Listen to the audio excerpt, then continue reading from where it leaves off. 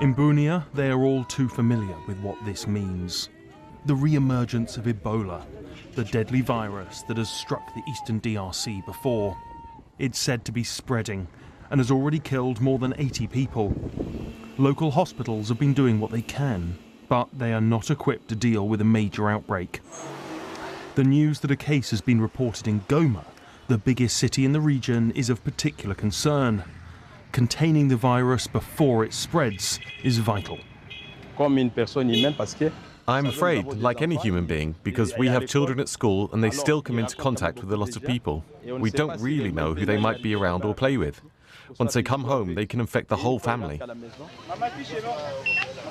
This was the same region that was hit by the DRC's deadliest ever Ebola outbreak between 2018 and 2020. That killed around 2,500 people. Specialist treatment centres were set up, with patients kept behind plastic sheets. Ebola spreads through direct contact with bodily fluids and through broken skin. It causes severe bleeding and organ failure, and often an agonising death.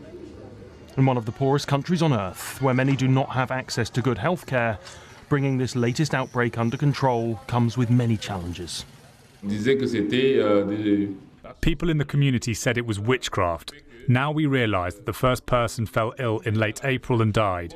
The body was repatriated to a nearby town. It was the return of this body to a mining area with a large population that caused the Ebola outbreak to escalate. The strain of Ebola behind this new outbreak does not have a vaccine.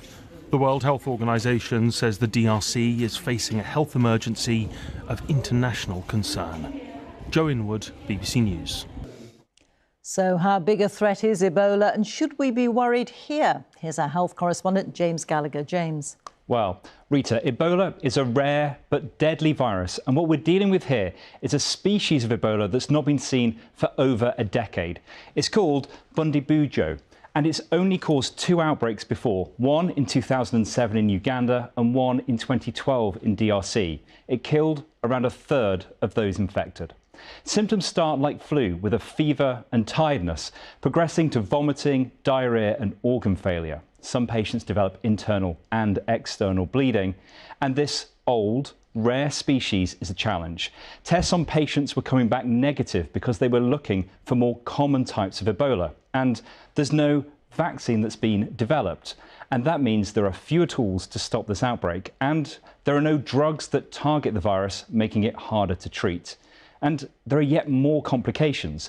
The first known case, a nurse, developed symptoms on the 24th of April. So there's been weeks of the virus spreading, and the true size of the outbreak is unknown. It's also happening in a conflict zone with 250,000 people displaced from their homes. So experts say stopping this outbreak will be a challenge. This is an emergent strain that hasn't been seen for some time, and there's no vaccine. So huge effort to get some vaccines tested and out there is the priority. The second is where this is happening. These are really hard to reach areas, mining towns, on borders, really vulnerable communities. Experts are haunted by this. The outbreak of Ebola that started in 2014 in West Africa and affected 28,600 people.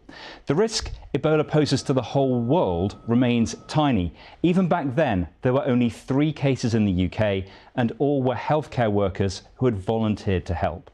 DR Congo has dealt with more than a dozen outbreaks of Ebola in the past, so it has the experience. But whether this outbreak is rapidly contained or spirals will be determined by the response in the coming days.